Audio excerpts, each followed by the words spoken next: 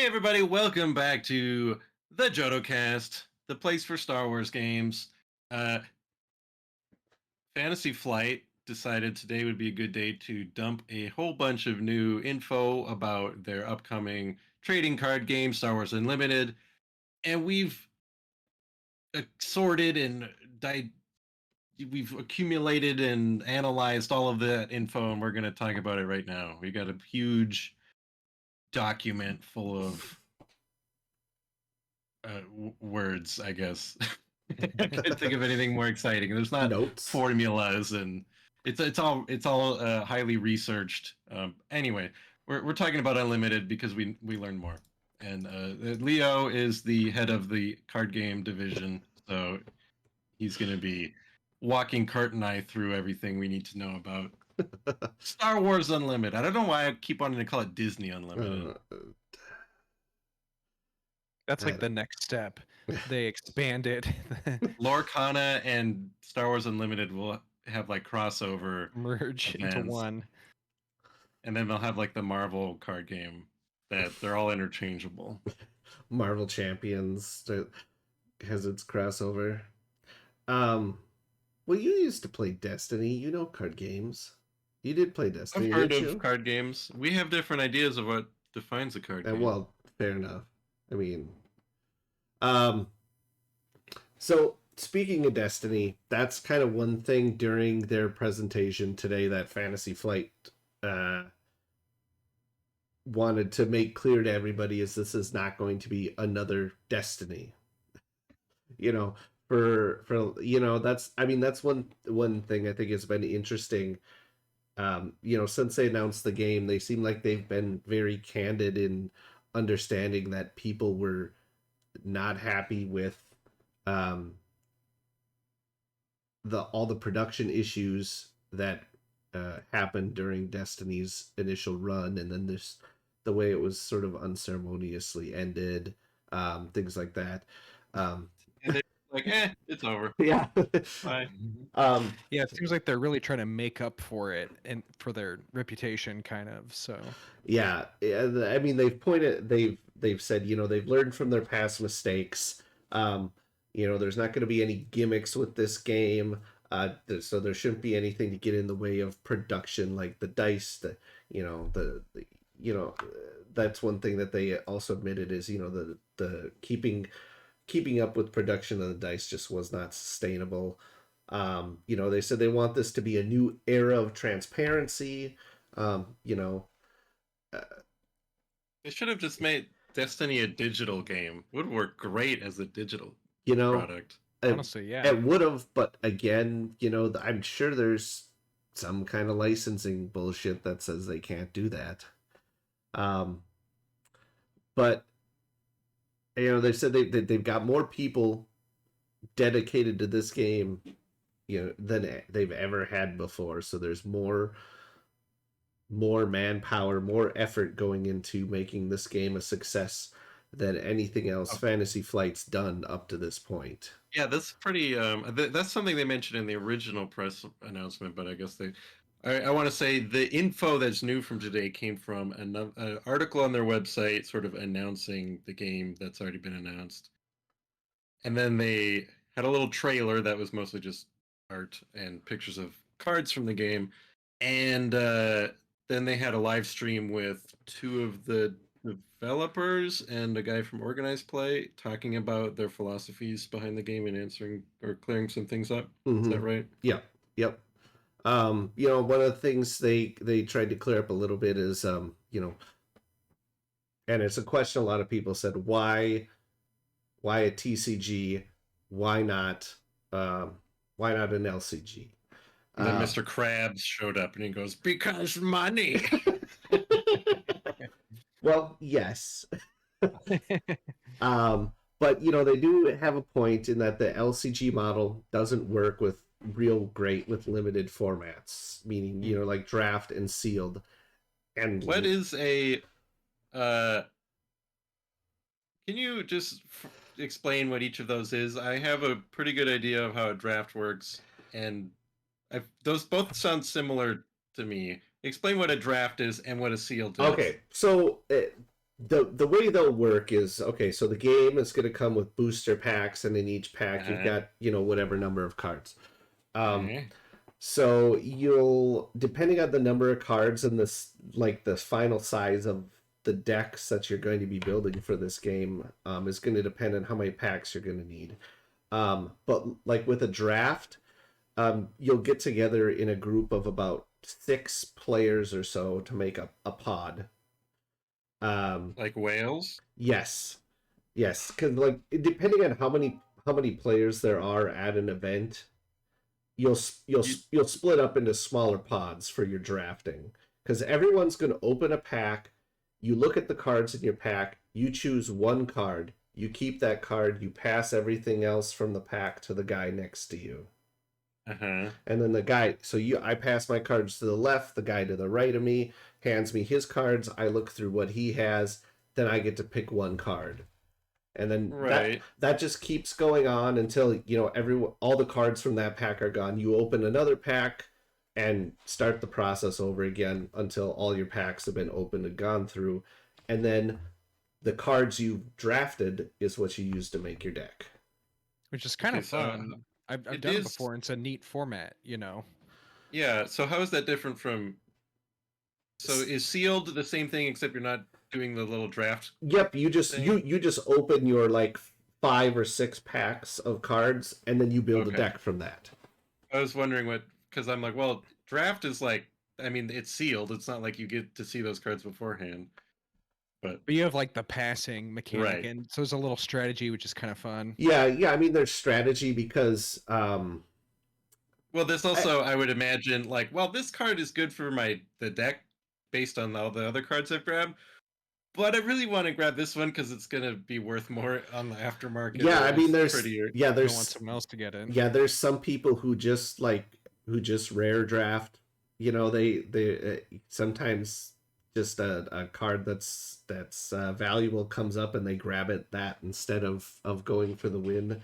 And you can do other things like at least like in Magic, towards the end of the cycles, based on kind of, because there's enough cards in a pack that it'll go around like twice, so you can kind of get an idea of what other people are grabbing and pulling out of packs too. And so sometimes if there's a powerful card that doesn't fit in your deck, but someone else is grabbing like that color of cards, you'll pull it just to deny it to them. There's little strategies like that go in it, and just they're fun formats because you also get to see, like, Kind of a fun group activity, right? I yeah, think they've become very Yeah. popular. yeah, you get like a little group activity, and you get to see cards that normally wouldn't be played in like a constructed format, because Right. maybe they're not that great of a card, but Right. All of because the you don't decks, I have a assume, are going to be pretty suboptimal, which sounds fun. yeah, yeah, exactly. um and yeah, and that's hard to do in And like a in a, living Well, it's card like in a, game. impossible to do in an RPG. well, they I'm did. guessing people have figured it out, but Yeah, it's not like as easy, right? for Game of Thrones, they did sell draft packs for a while Oh, there. They did, but they were like special packs you had to buy um, to basically make it work. Um, and just in general, LCGs aren't really conductive for like competitive play. Um, at least not once the game starts to age, because there's such a backlog of cards that it makes it real difficult for newer players to get in. right. Whereas with a TCG, normally like your constructed play um, competitive tournaments are going to be like rotating sets. Like the last 2 years worth of sets or years worth of sets or something like that are going to be the only legal cards for those events or whatever like that. And the rotating nature of it kind of helps make it easier for a newer player to jump in and be competitive right off the bat.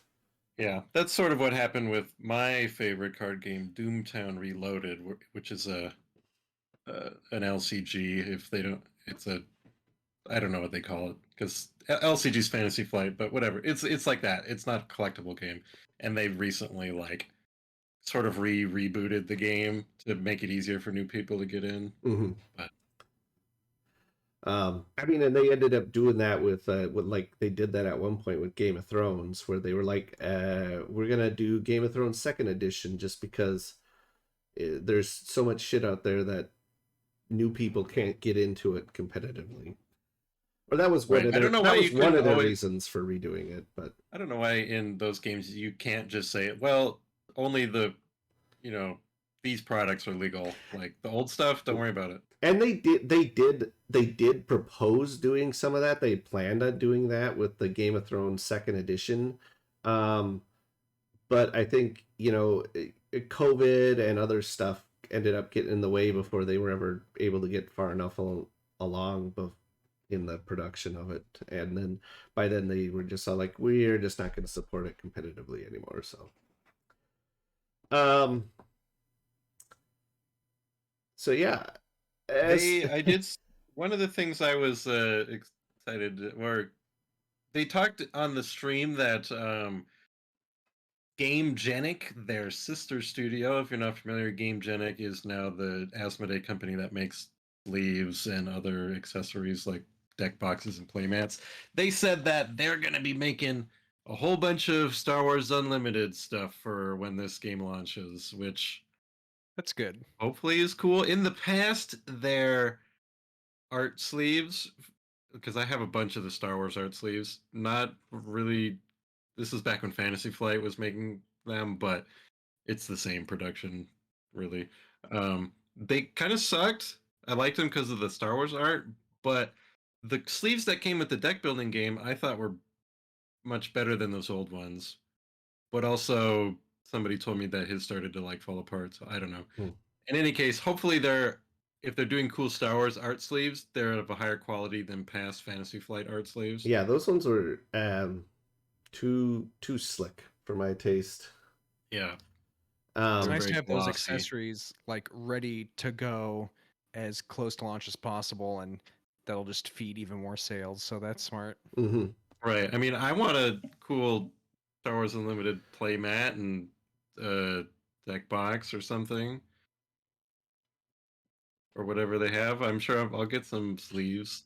Yeah, I'm sure they'll have some of that custom stuff for prize support type things Nothing will too. ever top the little binders they made for Destiny, though. the, the dice binders, yeah. Yeah, that I still see going on sale all the time because nobody can sell them.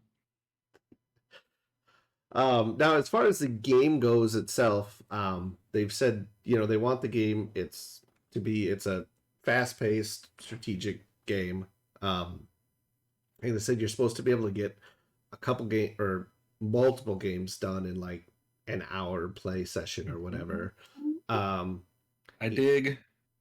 like I think they said on the stream they sort of sounded like games could, they vary all the time, but anywhere from like, you know, under 10 minutes to up to like a half hour or so, just depending on the decks people are playing and how fast you play and stuff. I have a Um, question. yeah. Maybe you'll get to it, so correct me if you will. But I have a question about both of your preference for tokens being used in games like this because if I remember right, some of the art we saw in the article of the cards, there was some text that says place a I don't know Yeah, some kind there's of token on this yeah, card. the So two that were mentioned were shield tokens and experience tokens that we saw on some of the cards that were revealed. I think it's fine. It's just sometimes like if you can make a card game like this without any tokens, it almost feels even more fast paced and less gimmicky, which, but tokens are fine. I just Yeah, wondering if anybody has any opinions on that, or were you surprised to see that this has tokens? I don't know if games like Fantasy Yu-Gi-Oh Flight. and Pokemon use tokens. Magic has like counters, doesn't it? Yeah, that which are really just tokens. I mean, they're just all just different kinds. There's +1/+1 tokens and shield tokens and or counters and flying counters and charge counters. I mean, there's approximately 10,000 different kinds of counters you can have in that game. And I feel like you can't really get away from it if you want the game to have interesting mechanics, in my opinion, and like to be easy to see what's going on. You can't do it just by tapping and just by card piles. I feel like that gets hard to read Ooh, I sometimes. can't wait to find out what their version of the word tap is, assuming their Um, cards will need to rotate at all. I believe there's been some that say like something about exhausting cards. So Boring. That would fit for a Fantasy Flight. yeah. Everything is everybody who can't say tap says exhaust. Except I will point out Doomtown, which is the only game that most games, me being someone who doesn't play Magic and has no interest in, still says tap when rotating cards. Except in Doomtown, it's called boot. You Uh, boot your card. in the Game of Thrones LCG, it was you would kneel cards. Yeah. What would a Star Wars one be? Uh, I meditate your card. That's what I was gonna say. um, Rest your card. Chill it. Chill out your card. yeah. So it's not going to be actual gameplay isn't going to progress. Say like Magic, where in Magic, as long as you have mana, you can keep casting spells as much as you want. And then Magic also kind of has phases where you have like you kind of have like your main phase where you cast spells, and then you have a combat phase, which is when you attack, and then you have a second main phase after that to allow just more general spell casting. Um, this instead is going to be a little bit closer maybe to Destiny, where each player is going to alternate taking actions. So it's which is like either like playing a card, doing an attack, something like that. Uh, which like I said is sort of similar to Destiny, where you got one action each turn, or maybe it was two actions each go. I don't remember. I I think it was one. Yeah, I it like was. the idea of one action where it's Yeah. I get one thing and then you get one thing and we go back and forth, and that sounds interesting and fun to me, because like you said, sometimes in Magic you can, burn through your whole hand and do all sorts of stuff before your opponent does anything, and that can be I think that's very fun and satisfying for players when that happens, because you've like had the perfect turn. But also it can like slow down a game or be a negative experience for your opponent. So I am excited that it's Mm-hmm. like trying to be super simple.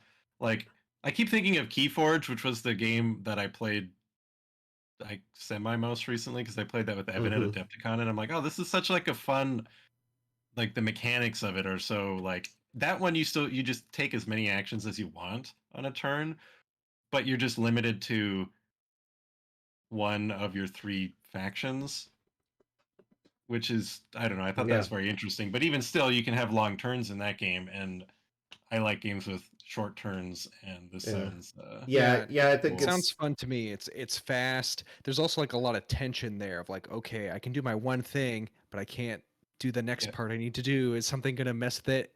But you'll right. get back to it pretty quickly. So I think that's neat. Yeah. Yeah, you're both Hypothetically, constantly attempting to like derail each other's combos mid combo. Yeah. Well, I'm assuming there's going to be cards that sort of break that golden combo. rule and let Yeah, you do like Yeah, like you can see there's some cards that have like when played like some of the characters, like Leia and the X-wing both have effects that say when played do this. So you get the so you get to play the character, plus you also get a bonus effect on top of that. But I'm sure there's going to be some that are going to like those were always really powerful effects in Destiny. Anything that lets you resolve an extra die or take an extra action was always something really powerful. um yeah. but again, but then I hope they're careful about doing that because, like I said, those anything that affects your action economy is always going to be a big powerful effect. So they have to be careful. Um, um, let's see what else did it say. They said it should be they mentioned that the one guy said he plays it with his kids who are like 7, 8 years old, so it's simple enough for a kid to pick up. But they said there's going to be a lot of depth still to it, so even though a I kid can sit down wonder. and play it, there's still going to be a lot. So easy to learn, difficult to master I sort of like thing. that. I mean, that's a lot of games aspire to that, and it's I think always a good thing. And I like it when the game is like at its core pretty simple, but has a lot of depth to it. But I'm just wondering when they say, I wonder during the pitch meeting, because there's a lot of business decisions to be made when making a game like this beyond just the game itself. Are they thinking, well, like so much of the market for these games is little kids, we have to make it accessible to them as well? You know what I mean? Are they just like, well, we want a Maybe. simple game that I can have fun with my kid? Or are they saying we need the little kid part of the market? I think that they probably want to make it accessible to kids. I don't think that the kids are a huge part of the market just because uh Kids don't have money. yeah, kids don't have money, and CCGs are an expensive thing. Like if you go like if you go to even games that are more targeted towards kids, you know, if you go to like a game store, at least anyone around here for like like a Pokemon game night, I'd like bring my kid and he would me and my kid would sometimes go and he'd be like the only kid there. So, or there'd be maybe like one other kid sometimes, but yeah, for the most part, it's still even those more kid focused games. It's still kind of adults playing them. Um, let's see. And as far as like building decks goes, we don't have any info on that yet. They that's something that they're not giving details on yet. I mean, we've seen a couple different types of cards. We've seen units. We've seen events. Um, a couple of the cards like Leia and the Luke Invader both mention readying resources or controlling resources, which makes me think that some cards might be a like a resource that you use to somehow pay your costs. Okay. And so I almost like a land type card in Magic, maybe. Hmm. Where Um, you like, I have a card that just says box of fruit, and I put it out there, and it's going to stay in my play area, and every turn I can, slap it to give me one resource to pay for a card that I want to play yeah, later. yeah, something like Hmm. that. Or something with tokens. Yeah. Maybe. um, Hard to say. There was uh, also the leader cards, though. I think that was something that kind of took me by surprise. That seemed kind of neat. yeah, they did mention so there's going to be two types of cards that aren't part of your deck and will just sort of start out on the table, and that's going to be you're going to have one leader card and one base card. They didn't really Hmm. talk about the base much, um, but I assume it's going to provide some kind of effect on the battlefield for you. It'll I probably provide you with some resources as well. My Um, assumption is maybe it's a win condition as well. Like What you you have to destroy your destroy. opponent's base to win. yeah, Yeah, maybe. yeah. Yeah, because that's one thing they didn't really talk about is what is win conditions in the game yet either. Um, so and then so your leader is going to start out flipped to the backside, which is sort of like its default starting side, um, and it's going to be horizontal, and it's not going to be like out on either of the arenas out on the table. And it's going to have some kind of effect. Usually it's going to have some sort of effect, like both Luke and Vader say that you can like Luke hands out shield tokens, and to what looks like what I'm the symbol I'm assuming is supposed to be like light side, and Vader can do damage to a unit and a base. Yeah. Uh, if you've played a dark side card. So Yeah, I wish I knew what all those symbols meant, because like Luke see, has 2 in the top right, and then the action says symbol, symbol, give a shield token to a symbol, and like I yeah. want to know what they Well, mean. all of like the light side type cards have that one symbol on them, and all of the dark side seeming cards have the other symbol that Vader That mentions on them. that black one that has sort of like A chain kind of. and like 2 chevrons above Yeah, it. yeah, Because yeah, I see that one on Tarkin. and it's The on like one next to Vader's name looks more like a dark side symbol to me, Yeah, like a yeah, yeah. red caltrop looking yeah, thing. and that's what I was thinking too. But again, it doesn't. Yeah, Leia and You're My Only Hope have that same symbol that Luke has. Maybe that's like the ones we see on Vader and Luke are Jedi and Sith symbols. Could be. And then the other ones are maybe, Well, on the no, because side like is that, no, because like the black symbol that Vader has, is also on just like that AT-AT card with right, that's maximum dark time. side. Yep. The red one is Sith. Yeah, So or Luke is something like light that. side Jedi, Vader's Sith dark side. We see that Tarkin is probably like Empire dark side, Leia is something else dark side. All the symbols are light side, I mean.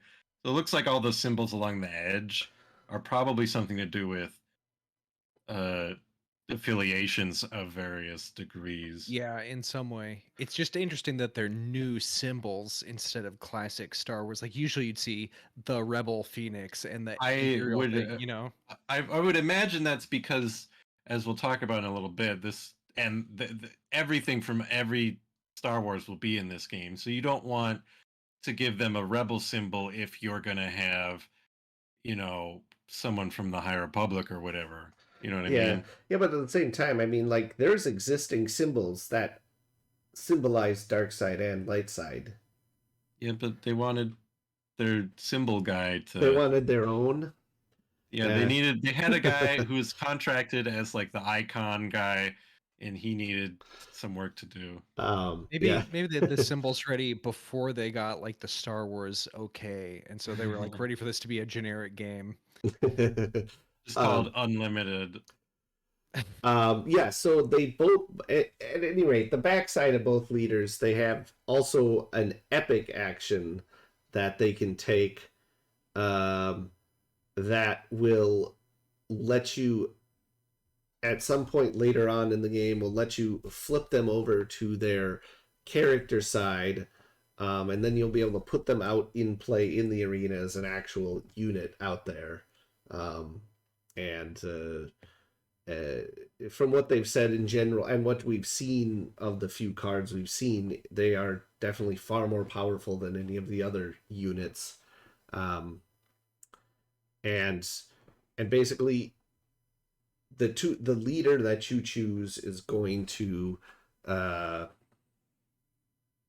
determine sort of the theme of your deck you build. Uh, or it's going to help you inform how you build your deck because you're going to want to build stuff around your leader's abilities. Yeah, Um, that's cool. Yeah. um, and let's see that there's going to be 2 arenas of play out on the board. You're gonna for your units, you're gonna have a ground arena and a space arena. So like as it sounds like ground, just characters are gonna be in the ground arena, and spaceships will be in the space arena. Makes I Um, wonder sense if because I'm we curious always if joke about that.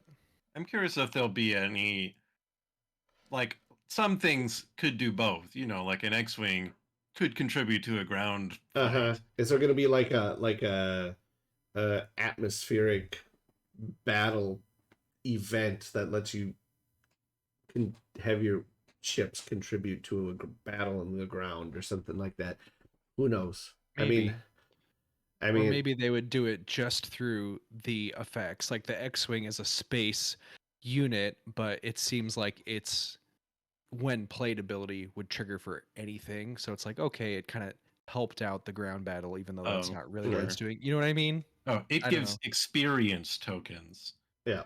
experience The token. the Yeah. wing leader. So I wonder what Yeah, I'm real. Oh, right. cards That's not can you any level extra up your game, cards?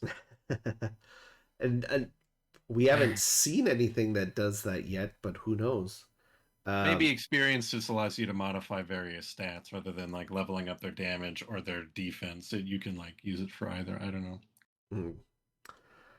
Um, Or you like at the end of the game, if you for every experience token you write on the card.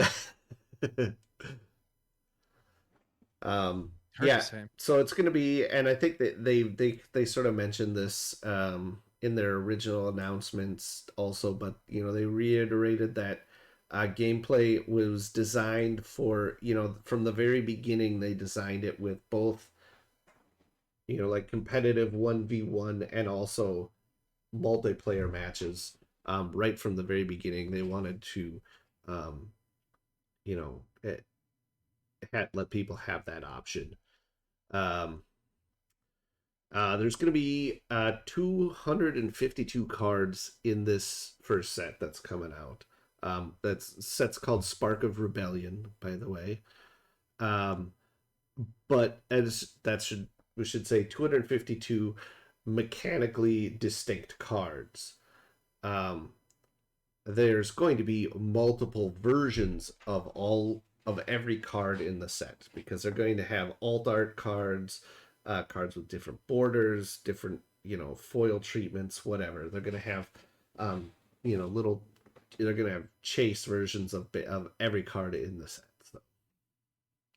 Yeah. I think So it's what cool. the thing that I think sounds very promising, me as a very big anti-fan of booster games, not a fan, you could say, of randomized booster type games, just wallet and based, and I hate the aftermarket sort of thing. Um, It they feels like it's going to be easier to get cards you Right. can I play think with. they said that like rarity was going to skew more towards the cosmetic differences rather than the mechanical differences. I don't know if it's going to be 100% that way. There probably still going to be some cards like, maybe Palpatine will be harder to get than Yeah, I mean, because the you can still see, so on the cards you can see down at the bottom in the bottom right, they do have rarity symbols on there. You can see that there are cards that have uh, C, U, R, and S, which I assuming is all going to be common, uncommon, rare, and starter rarities. That little sort of 3D letter. I see Yeah. that now. Oh, I thought the S was going to be super rare.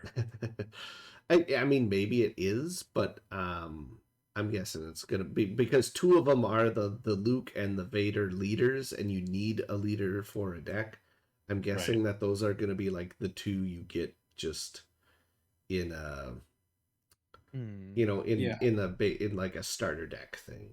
But yeah, I figured if the real like hard to get stuff is going to be cosmetic, that may they I think they mentioned that their hope was that, if there's like a rare card that you really want, it's going to be cheaper than in other games because the people are going to be paying for uh like the The fancy foils and ones. the like of the same. Oh, I want Palpatine. Well, the alt art Palpatine in his bathing suit is $100, whereas base Palpatine is only like $10 or whatever.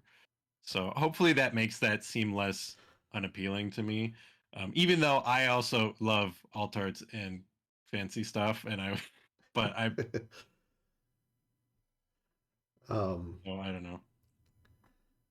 Now they did mention that beyond Spark of Rebellion for this first year of product, they do have two more expansions planned. Um, those are going to be Shadows of the Galaxy and Twilight of the Republic. Wonder what Um, Shadows of the Galaxy could mean. Like yeah, sort of like bounty hunter underworld type focused. It could be. There is a cool art of Han Solo. Maybe it's sort of that sort of vibe, like the scoundrelly type. yeah, Um, yeah. I mean, but it's a little hard to say because one thing they did mention is number one, they're going to be using all media sources for cards. They're going to be taking stuff from movies, from comics, from TV shows. from the books, from everything, and they're not tied to any particular era either. So I mean, Right. obviously, like Spark of Rebellion, you're sort of obviously going to be in the Rise of the Rebellion era.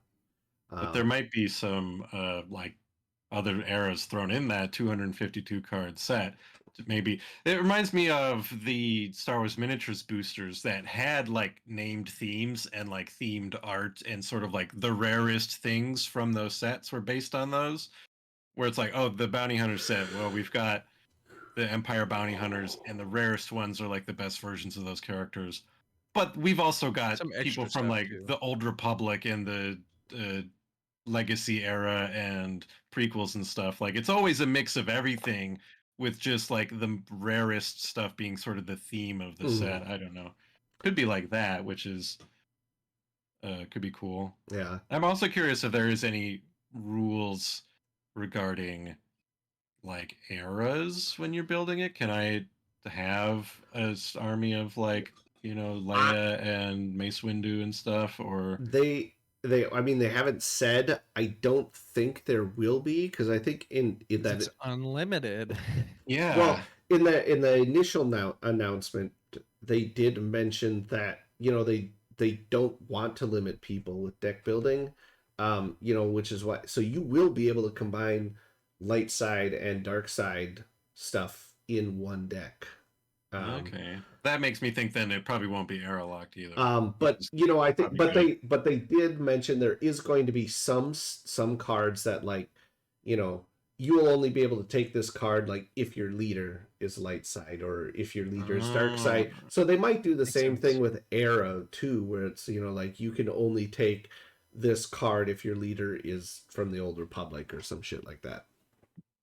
okay. That could be cool. Maybe that's the only. What if that's the only restriction where it's like, okay, 60 cards.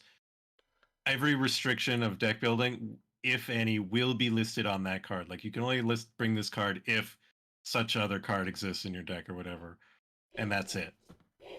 Like you bring 59 resource cards and one unit.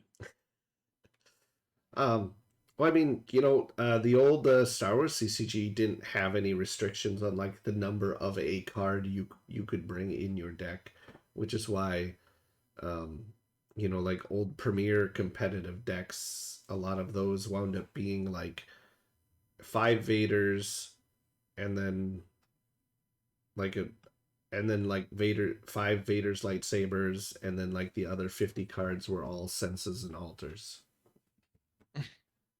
And if you look at and like 3 or 4 locations tossed in there also.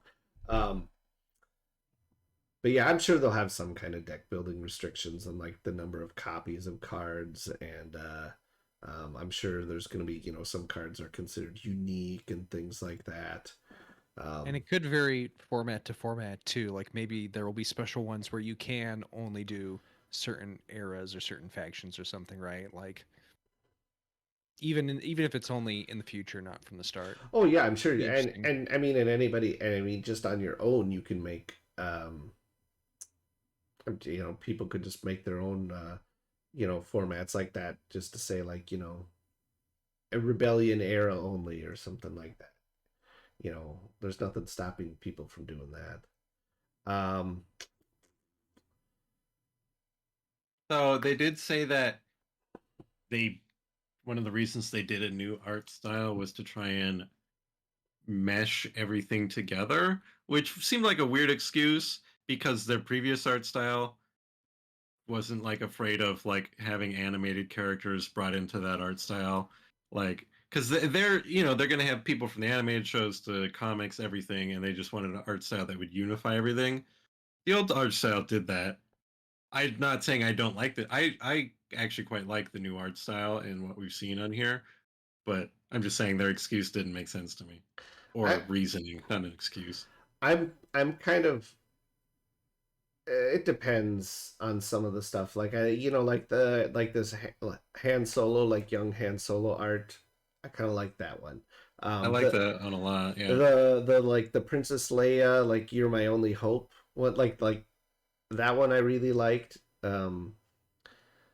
And then there was I also don't I don't during like the Tarkin. yeah, I don't, or the X-wing, even like the Luke and the Vader cards. There's just something about them that like the art feels a little flat or Mm. boring to me. I Kind like the of. Vader a lot, honestly, but yeah, There, I there like. is some variety in art styles. They're not just like a single art style. Mhm. They're It pretty is similar, but yeah. I mean some it variety. feels comic booky to me, which is um I like. Um, I don't know. So I mean, some of them like I think I don't like the Luke just because it feels like sort of like someone tracing over a movie frame a little bit. It reminds me of like reading like the some of like the Star Wars comics when during the era when LaRocca was doing the art. Yeah. I feel the same way about that Luke one. It does feel like, you know, they just took a still, put it in a Photoshop, and went to Yeah. town on it. Whereas Because like like that Leia art, I really like, and it looks very original and unique. and like I really like the "You're My Only Hope" art. Like that's probably my favorite one they've shown so far, just because it feels like it has a style. For lack of a better word, I guess I can't really quite say what I'm trying to say exactly, but like it has something to it, you know. And there's another one they showed it during like their little video trailer. It was like of like Vader in a hallway with some stormtroopers or whatever. And I thought that art looked pretty badass. I actually really I liked thought that it one. looked like Vader watching the Tantive escape at the end of Rogue One. Yeah, I couldn't remember what it was, or if he was like him actually boarding the Tantive during. Oh, it could be that too. Um, I'm watching it now. Let's see if I can mm, figure it out. It's gonna be that um, too. Oh, it's on Hoth. okay, It's it's on definitely Hoth. Hoth. Okay, Yeah, well, he's in a hallway somewhere. yeah. Anyway, It's a bunch of snowtroopers and cold things behind him. yeah. So, yeah, kind of the final thing they talked about during their live stream today then was plans for organized play. Um, and they sort of also build this also as not just organized play for this game, but them kind of renewing organized play as a whole throughout all of Fantasy Flight. Um, Although I don't know what other games they really have right now that Give would be me like an organized play kind of thing. Give me Rebellion or Outer Rim and Rebellion organized play. Actually, not Rebellion. That would I feel like would be real frustrating to play against people who are like Really into super it. good at that game. Yeah. um, Yeah. So they kind of said, they said that's one thing that they wanted to consider from the very beginning when they started developing this is like they said they brought, the guy who's the organized play, who's the head of organized play in on discussions for the game from the very start, because they wanted that to be a big component of this. um, and they talked about sort of like they have their new organized play philosophy is like the three C's: connect, collect, and compete. Because they sort of uh, based on Which their the last one rhymed. Connect, based collect, and correct. and complect Actually, complect. Because based on what they've seen in the past, there's sort of three groups of players, or there's three groups of players that they're sort of trying to uh, hit with their organized play offerings. And the connect group is sort of your more casual players who see organized play as kind of more of like a social event. They go to the store, they play some games, they hang out with their friends, they see these guys like who Bridge maybe they Club have. for old ladies. Yeah, exactly. Um, you know, uh, and then the second group, the collectors, is like that's who they're trying to hit by, they're going to have different alt arts, special card treatments, etc., as organized play rewards. So even beyond all the different uh, variations of these cards you'll be getting out of the packs, there's going to be additional ones that you can only get if you're participating in organized play. So the collectors, that's the second group they're trying to get. Third group, the compete, is obviously competitive players, and that's who they want to hit up with some of their sort of championship events.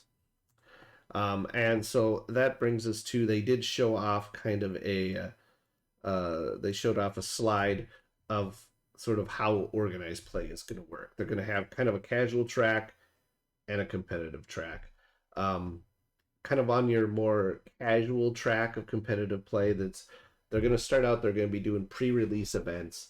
It's not going to be like in the past, like with Destiny, where they did a launch event for the game, and then that was sort of like it for big event. They're going to do a pre-release with every single set, so similar to what Magic does right now. They're going to have weekly play, so they're going to have promo cards for stores to give out, like as rewards for people showing up for Star Wars Unlimited night.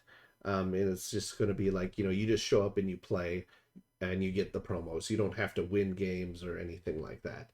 And then they're going to have occasional events called store showdowns, which are going to be a competitive event, but on a more casual setting. You're going to get better prizes for winning games, but it's not going to bring out the most competitive people necessarily, because there's not going to be any event points or competitive points up for grabs, unlike the stuff on the competitive track. So to start out, competitive points are how players are going to qualify for the Galactic Championship. You will earn points by playing in different events on the competitive track, which is going to be the planetary qualifiers, which are essentially local store championship events under like old organized play terms. It would be a store championship. Then they're going to have regional qualifiers and sector qualifiers. And these are going to be bigger events held at conventions and things like that.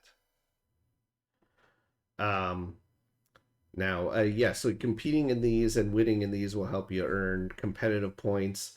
And so rather than, like the old way it used to be is, you win the planetary, or you win your store championship, you get an invite to Worlds.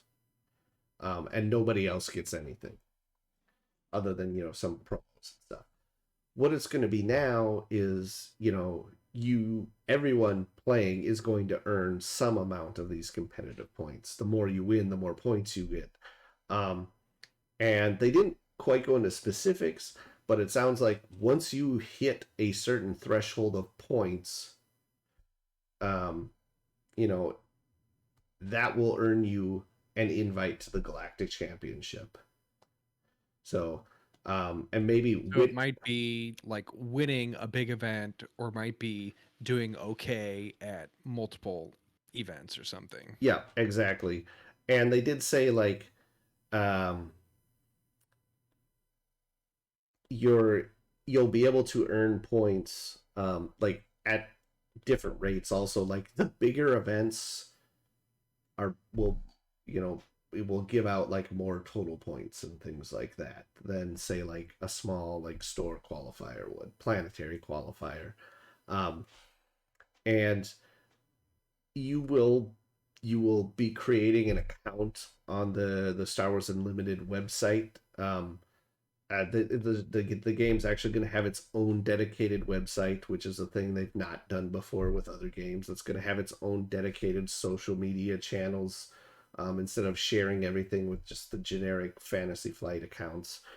Which I think is smart. Like every time the main account posts an article about a game, there's like a bunch of replies where people are like, "Why aren't you talking about other game?" And it's like, well, we have to talk about every game a little bit. It really bugs me. So a dedicated one makes a lot of sense.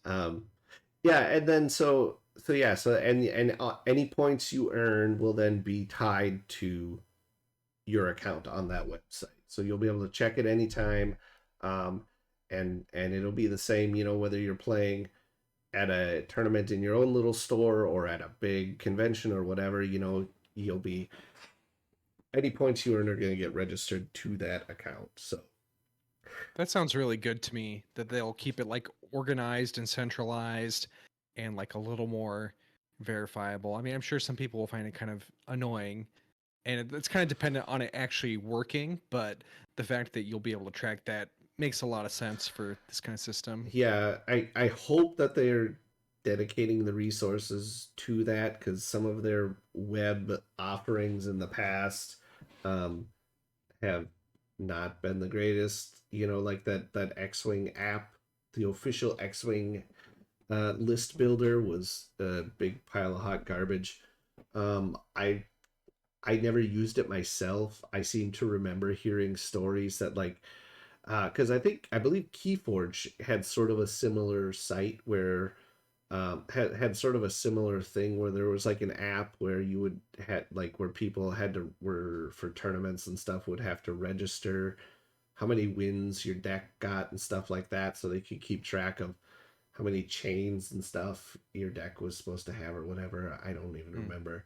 Um, but I seem to remember that's hearing that site had a kind of a lot of issues at launch, anyways. And I think they eventually ironed it out, but um, And I guess it'll be interesting to see how much this site does for you. Is it going to let you like run the tournaments through it? Because right now people are always going to third-party sites, which is fine. But I guess if they want it to like be tracked good, maybe that'll be built in. I don't know. Be interesting to Yeah, see I've got the impression that maybe it's just to like track your the little results and maybe not the space points. yeah. I could see that, especially to start. yeah. Maybe they add on other I stuff think later. there's. I wonder if there's like a limit to how many points you can earn, because it should be unlimited.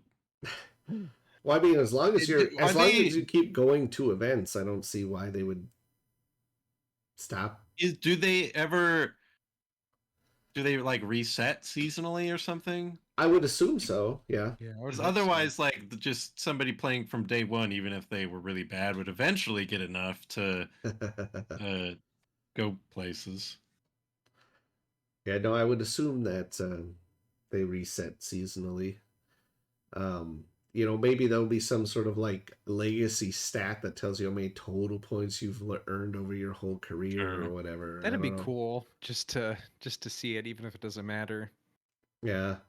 Um, yeah. So that I think basically covers everything they went over during that live stream. Unless you can think of anything I missed, Joe. Did you mention that they said points that you earn from little events are worth just as much as points that you earn from big events? Just naturally, bigger events will give you more points. Yeah. Well, I didn't say that. I didn't mention them being worth the same, but I did say that, yeah, bigger events will give out bigger amounts of points. So, Mm. um, I think the Wonder if you big can transfer your points. Can I sell my points to people? Pay to win.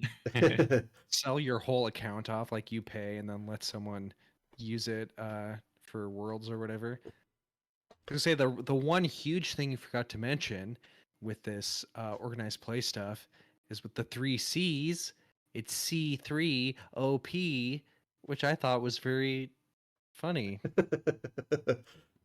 I And hope I they have like a mascot that's at every event that's like a droid that goes, I am C3OP, and it's just like some sort of like broken C3PO. and only he is verified droids get to run tournaments. he's No one else. fluent in One forms of communication. The rule book. And I gotta say too, like the 3Cs sounded like spot on to me. Like that sounded like the right way to break down like what the organized play stuff should cover. So Mhm. I feel like that's a good sign they put thought into how they're going to support these things. It seems like so. Yeah, and annoyingly to me, I feel like I probably am all three of those things, which I Yeah. don't want to be because that sounds like it's gonna take a lot of time and money to be all three of those things. But at least it means whatever event is happening, I'll probably be like, yeah, I could do that.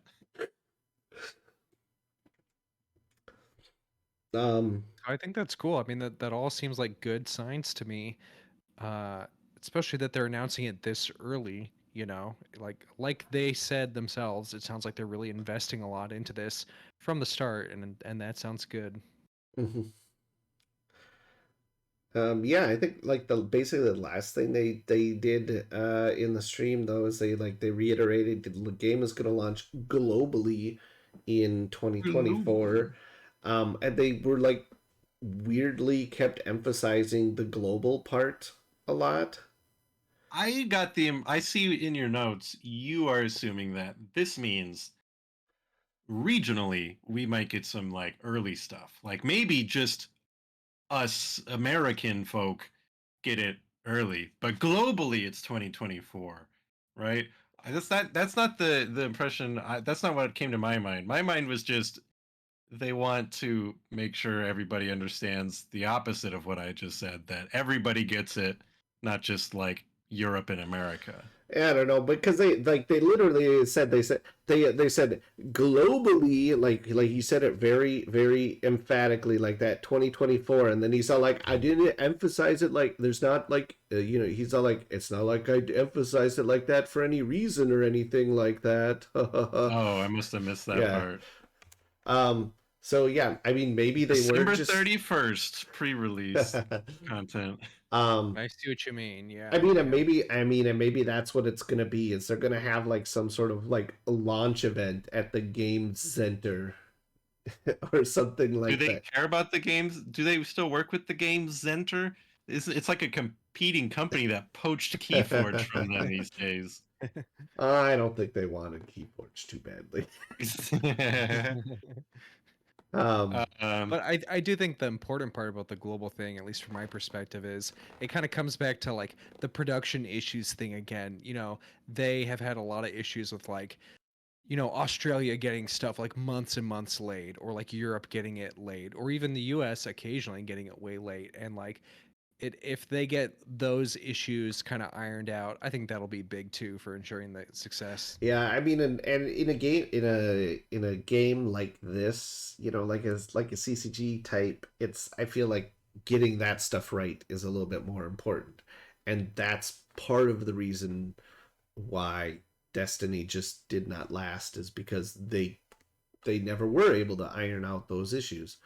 Um, like I said, I think a lot of that had to do with the dice production. So I'm really hoping that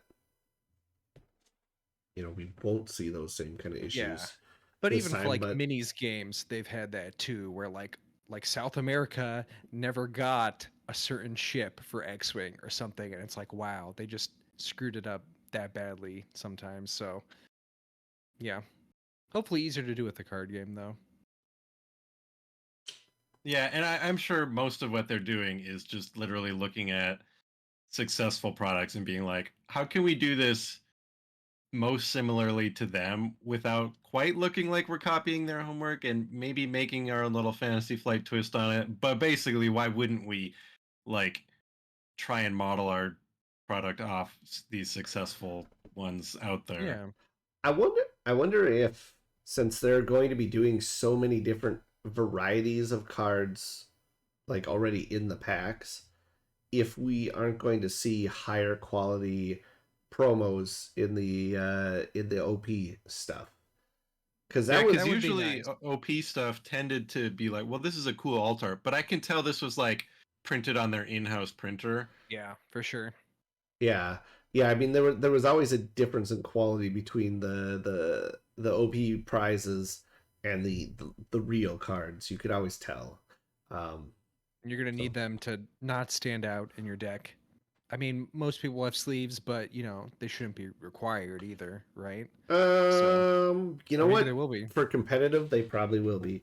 Okay. Most card games in competitive settings, you're required to sleeve your deck to prevent you from marking your cards. Sure. Can't you just mark your sleeves? It's Checkmate, judges. Well, so then you get a second sleeve, yeah. and then you're You good. got to double sleeve them. Some people. I mean, there has been people disqualified at Magic tournaments for marking their sleeves too. Yeah, but it's harder. It's a little bit So, harder to do with sleeves than cards.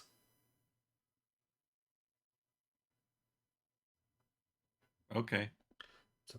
Well, we'll have those cool Game Genic sleeves that Steve Horvath is going to mail us. Or Jim Cartwright. We gotta get him on here. Or maybe some custom Jodo sleeves. Yeah. Leo. I can't do everything around here. Okay, everybody. We're done talking. We're good at outros. uh, I let us know what you think, especially people who are, if you play games like Magic or Yu-Gi-Oh or whatever. Tell us how you feel about this, because obviously you're watching this, so you care about Star Wars or card games. So I want to know what you think. Put it in the comments.